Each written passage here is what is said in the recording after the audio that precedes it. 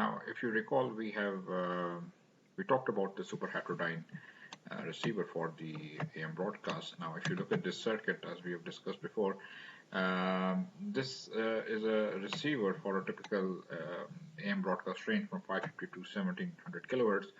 The problem with this circuit is that if you're going to receive radio frequency of, let's say, FRF, and you have a oscillator that is set to, this is the local oscillator, okay, and if you can see below this, you have the ranges of the radio frequency, which is 550 to 1700 kilohertz, plus intermediate frequency over which the signal processing is to be done. So FLO is basically it's FRF, any signal which is in between the range of 550 to 1700 kilohertz for the AM broadcast. So now, and the intermediate frequency is fixed. It's for a typical AM broadcast. You can see the center frequency is 455 kilohertz, and the bandwidth is around 10 kilohertz. Okay, so any signal, any RF signal in between this range is converted to FIF, the IF frequency, and then this is amplified to provide a suitable detection level, which could be in milliwatts for proper detection of the envelope. And then you can have a class AB or a class A amplifier, any linear amplifier, and a linear power amplifier that is going to drive the speaker. Okay, so the problem that we discussed before was, so you see, once you are going to mix it up, what you have is a difference and the sum. Okay, so if you are going to, if you ignore the sum, that is that will be 2 FRF plus FIF, we are not going to use that. So we need FIF, which is 455 kilohertz. So the mixer is going to produce new frequencies at a difference in the sum, and that at the low frequency, you see 455 kilohertz is lower than even the AM broadcast range. That's where the signal processing is to be done for demodulation and detection. So now the problem is, now if you're going to receive another signal that is equal to FRF plus twice of FIF,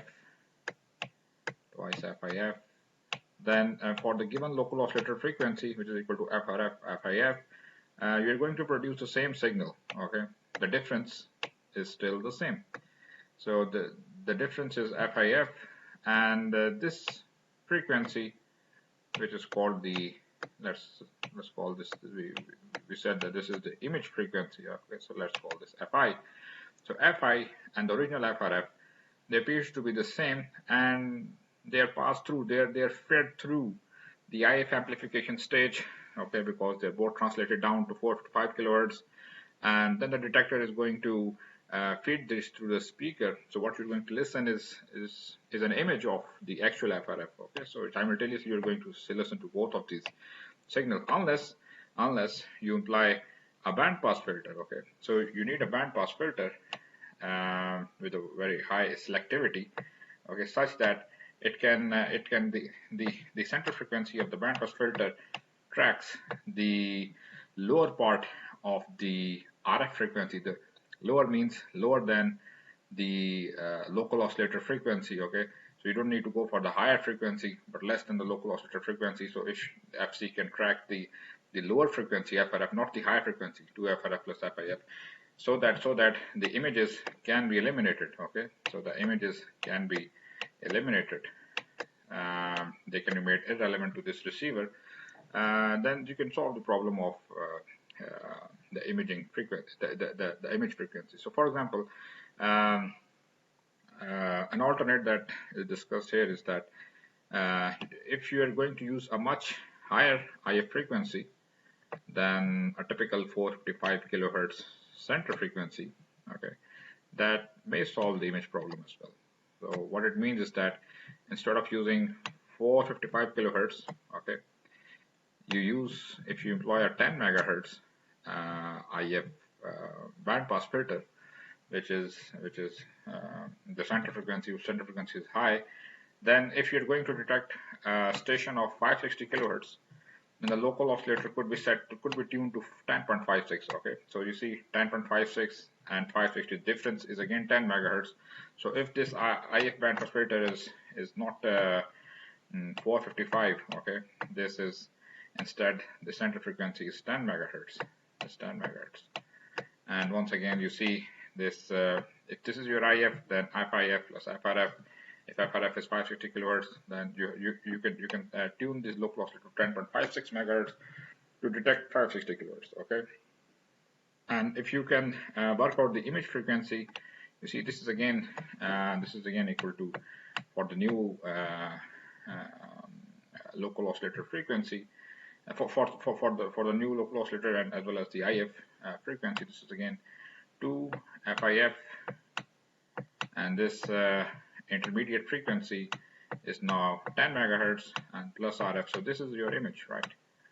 This is your image. So again, if you can employ a band pass filter, okay, if you can apply a band pass filter, you can get rid of this image. Okay, so this high frequency can be eliminated by a band pass filter like this before the receiver.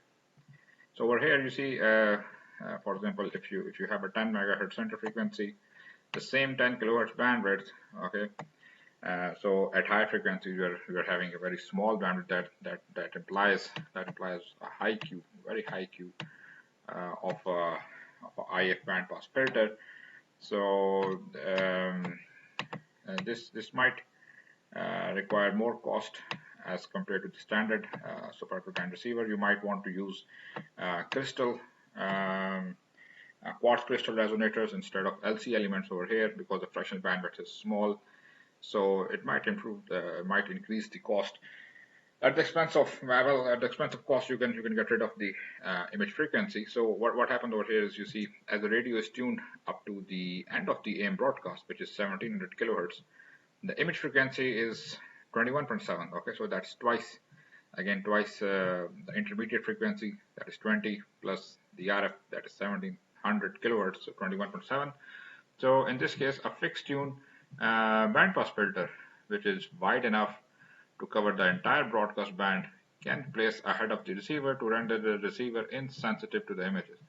So if you have a band pass filter like this, right, which has the range 550 to 700 kilohertz, well, you don't need to even bother about the image frequencies, which are very high. Okay, so if you can place a band pass filter before this mixer and oscillator setup, right, you can get rid of the image frequencies which are high. Okay, so as compared to the standard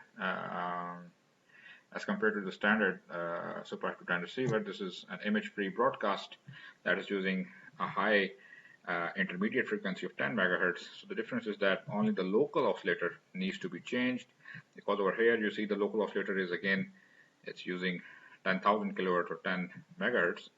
550 plus, again it's the same range, 17 kilohertz plus 10 megahertz, and so the difference will produce the IF, which is 10 megahertz. And to have this 10 megahertz intermediate frequency, you have to tune the oscillator. Okay, you have to tune the oscillator. So this is being tuned over here, right? So the IF filter must still have a very narrow 10 kilohertz passband to establish the receiver's basic selectivity. Selectivity is defined by the quality factor of the IF band pass filter. Okay, so the quality factor implies that you are not interested in the image frequencies or the other undesirable frequencies that are being accompanied, that the antenna is picking up. Okay, so if you have a very high Q or a narrow band IF band pass filter, you don't have the undesired frequencies that are going to feed through the IF amplifier to the detector. So the image-free radio receiver shown before is entirely practical, although it is more expensive to make the necessary narrowband filters at high frequencies. So, for example, you need a quartz crystal resonators elements in place of the lumped LC elements, right? Because you can see over here, if you are going to use this for the AM, the fractional bandwidth, which is inverse of Q, right? This is our Q. is small. Is if you can calculate this, this is again the bandwidth, which is small at high frequency divided by the center frequency. And this, if you compare this bandwidth, which is 10 kilohertz by 10 megahertz, that is about 0.1%, right? So it's very small fractional bandwidth. So if you are going to operate the intermediate frequency bandpass filter, which is centered at very high frequency, you need a very small fractional bandwidth, okay? And you cannot use the LC lumped elements for that. So you might want to use a quartz crystal, but that might increase its cost. So if for example, if the input band is wider, to 3 to 30 megahertz for shortwave radio broadcast, shortwave receiver, the IF frequency would have to be much higher. And in that case, the narrowband filter becomes impractical, okay? Because even over here, even at 10 megahertz, the bandwidth is 10 kilohertz. That implies a very narrow fractional bandwidth. So as the frequency is going up for shortwave radio broadcasts, the cost of the filter is going up, okay? So it becomes difficult. So to have a short fractional bandwidth and a very high frequency intermediate frequency bandpass filter, center frequency, we have a better alternate. So a solution to both the image problem alleviation and the narrow fractional bandwidth problem is an alternate is provided by a double conversion superheterodyne receiver. So let's see what this is. This is your double conversion superheterodyne receiver. So as the name implies, you have two sets of local oscillator and mixers. Okay, two sets of local oscillator mixers. For example, the first one is at 10 megahertz. It's at the high frequency, and then again for a standard AM broadcast, you convert this down. You convert this input down to 455 kilohertz. Okay, of having the same bandwidth, 10 kilohertz bandwidth. The first IF bandpass filter could have a wide bandwidth, so it doesn't matter because you're going to convert this to down. You're going to down convert the frequency. You're going to lower the frequency in the for the second IF bandpass filter. And how you're going to do this? You're going to set the second oscillator to 10.455 megahertz. So if the first oscillator, local oscillator, is variable, okay, depending on which station you are interested to tune in. So therefore, the local oscillator is again FRF plus your FI, which is 10 megahertz for the first one. Then you see the difference IF. Okay, so the difference of FRF over here, FRF minus FRF minus FIF is going to produce FIF, which is 10 megahertz. Okay, so for example, this is going to the IF bandpass filter, and this is again going to be down converted by using a local oscillator. Okay, so for example, this is again FIF, which is 10 megahertz. FIF, so FIF is 10, and over here you're having 10.455. So the difference is again 455 kilohertz of center frequency, and that's where you're going to do most of your analog signal processing for the demodulation before the detector, right? So you're going to provide the amplification, for example, over here at this stage for the proper detection. So this figure shows double conversion. So it shows how the second frequency converter takes the first IF signal at 10 megahertz and converts it down to 455 kilohertz, where it can be processed by a standard IF section. So after the first mixer, the second stage is the standard superheterodyne receiver. So it can be processed by the standard. After the first oscillator, you have the standard IF section of the receiver. So the 10 megahertz first IF filter can be wider than the ultimate passband. So because you need to save the cost over here, you don't need a 10 kilohertz bandwidth. Okay, you don't need that. So in order to have more fractional bandwidth, or if you're considering to use LC elements, well, you can have a more fractional bandwidth, or a 3 dB bandwidth of a bandpass filter could be higher in this stage, okay, to reduce the cost. So suppose, for example, the IF section has a bandwidth of 500 kilohertz. the local oscillator frequency is set to 10.455 megahertz because 455 kilohertz is the center frequency. So the second mixer is going to produce an image that is 10.91. Isn't that right? You see, for example, if this image comes at, you're considering an image from the first mixer and the first IF band pass filter. If, for example, if this is, the image comes out at 10.91, okay, we have a problem over here. 10.91 minus 10.45 minus 10.455 is still going to produce a frequency that is the center frequency of the second IF band pass filter, which is 455 kilohertz, right? So this frequency poses as an image frequency. So what to do about that? You see, we cannot have this frequency.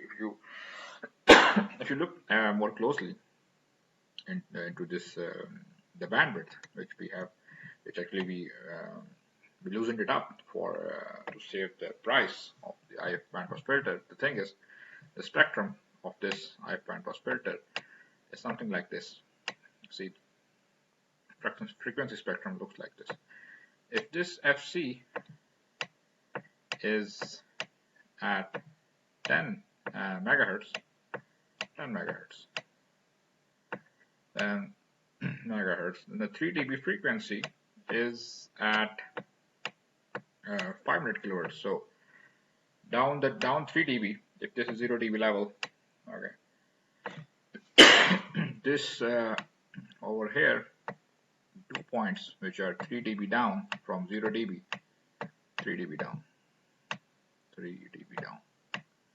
This is called 3 dB frequency, or the half power bandwidth, if you recall. If you are plotting the power response, but anyways, let's consider the magnitude response. Then this this band of frequency is 500 kilos. Okay, it's 500 kilos, as is mentioned over here. We have 500 kilos bandwidth. So that means this frequency above 10 is about 10.25. So it's 9.75 to 10.25. That makes the 3 dB bandwidth of 500 kilohertz. So 10.25 is less than 10.91. So that means you're not going to have any image coming out of the first IF stage that might feed through, and it's going to cause a problem that the image is going to be fed through the second IF bandpass filter, and it will appear as a 455 kilohertz signal. Now you won't have this problem, okay, because your bandpass filter has a 3 dB bandwidth of 500 kilohertz, and it's going to 10.91 is somewhere over here, so it's going to get a very high attenuation if the 3 dB bandwidth is 500 kilohertz. Okay, so you don't have to worry about the image frequency, right? So note that our first IF filter cuts off at 10 megahertz plus 0.5 over 2, that's 10.25. So as I've explained, there will be no signal at the image frequency. So don't worry about that. You don't have to worry about that. That's how the bandpass response is. So anyways, this system has its own special disadvantages. As you can see, the receiver usually cannot be used to receive signals in the vicinity of its first IF, right? Since it's difficult to avoid the feed through into the IF amplifier, so you're not going to receive a signal in the vicinity of, for example, 10 megahertz. Okay, this is typical for an AM broadcast. So you cannot avoid the first feed through for the first stage of the IF conversion. So the other thing is that there are multiple conversions happening over here. Okay, so multiple conversion require multiple local oscillators. Okay, for example, over here you have 2 local oscillators. So what the local oscillators they do is they create various sum and difference of frequency combinations, and inevitably, unavoidably, they produce the non-linearities, and they show up as spurious or undesired signal known as birdies. Okay, so you don't need, for example, the sum frequencies or the other harmonics coming up out of this mixer setup. Okay, in case if it is an unbalanced mixer, you don't want the undesired frequencies. Okay, at the IF stages, right? So more mixers, more nonlinearities, and more unwanted signals. So we have this problem when you have multiple conversions. So the present practice over here, you see, for communication receiver is to use double or even triple conversions with the first IF frequency, let's say at 40 megahertz. The front end image filter is 30 megahertz low pass filter. So just like before, I mean, you can have a 30 megahertz or a 40 megahertz center frequency band pass filter, which can have a very high bandwidth to reduce the cost, but at the same time you need to remove the image so it does not corrupts the second IF stage. So you need to set the bandwidth as such of the first IF stage. So you can have high frequency first IF stage, and then you can convert it down to 455 kilohertz. So in as much as modern crystal filters, they can have a fairly small bandwidth, even at 40 megahertz. So even if you're using higher frequency, high center frequency band pass filters, you're using a crystal filters, they can realize narrow fractional bandwidth, so it's not a problem. So the output of the first IF section can be mixed down to a second IF with a much lower frequency, and sometime a triple conversion is necessary when the final IF frequency is low, for example, even at 50 kilohertz. So the first use of IF frequency is in very high frequency region that requires very stable local oscillators. But crystal oscillators and frequency synthesizers, they provide necessary stability. So the oscillator phase noise was a problem in the first generation of receiver which synthesized local oscillators. The oscillator sideband noise was shifted into the passband by strong signal near the desired signal but outside the nominal passband. So these are the current trends. So you can have multiple conversions, but at the same time they have their own disadvantages. You need to have there are stability problems as well. So for multiple conversions, you have spurious signals. Okay, you have nonlinearities due to these signals. So these are some of the disadvantages of double superheterodyne or triple superheterodyne receivers.